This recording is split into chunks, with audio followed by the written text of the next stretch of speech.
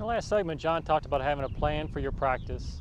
One of the first things you want to have on your plan is a good warm-up and good stretches for the kids to do. And it's good to keep these routine. The more routine you have your practices, the easier the kids will have of understanding and the less explanation you'll have to make to set up each exercise.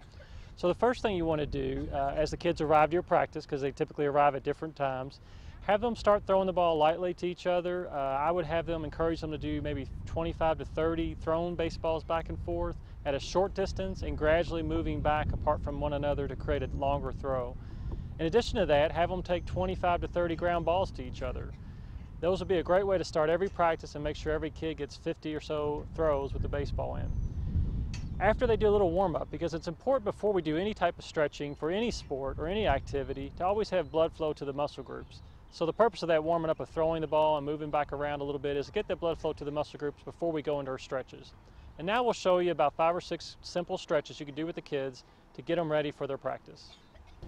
Okay, the first few stretches we're going to do today are for the lower body, and on all of these stretches we want to go in a slow and controlled manner. We want to avoid bouncing or any ballistic movements. So the first stretch is just have the children separate their feet a little bit farther than shoulders width apart. Keep a slight bend in their knee. They don't want to lock their knee out, and they're just going to slowly slide their fingers down and touch the ground or just go as low as they can go. And hold that position for 15 to 20 seconds. It's a good stretch for the hamstring muscles, and this is one really good exercise stretch to start your practice. Now in that same similar position, you're going to spread your feet even a little bit further apart and bend your right knee and straighten the left leg. Another good stretch to start practice with. Again, hold for 15 to 20 seconds. One good thing you can do with the younger ages is play Simon Says while you're stretching, and that'll get them engaged and make them forget a little bit about that they're stretching. You can switch sides and stretch that right leg. Keep the right leg straight and bend that left knee. Now we're going to move to the upper body. These are really important stretches as you talk about ligaments and tendons and muscles in your throwing arms and things like that in baseball. The first stretch that we're going to do is to take their right hand and place it on their back with their right elbow facing towards the sky. They'll then take their left hand and kind of gently pull back on their right elbow. This is a really good stretch and really will help to loosen up their throwing arms.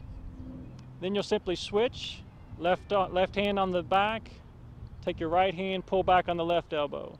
Again, all of these stretches we're going to hold for 15 to 20 seconds. The entire warm-up should take 4 to 5 minutes before your practice. Next stretch, you're going to take that right arm across your chest and then kind of pull with that left arm right on your right elbow. Good little, you can twist a little if you like as well, the waist. And then you'll switch and do the other side. Pulling that left arm across your chest with your right arm. That was just a few quick stretches you can do to make sure your children are nice and flexible to begin practice. But you also may want to throw in some calisthenics at this point. You could do some push-ups, sit-ups, jumping jacks, have them run a short distance. Anything to increase their physical fitness as part of this YMCA baseball program would be great.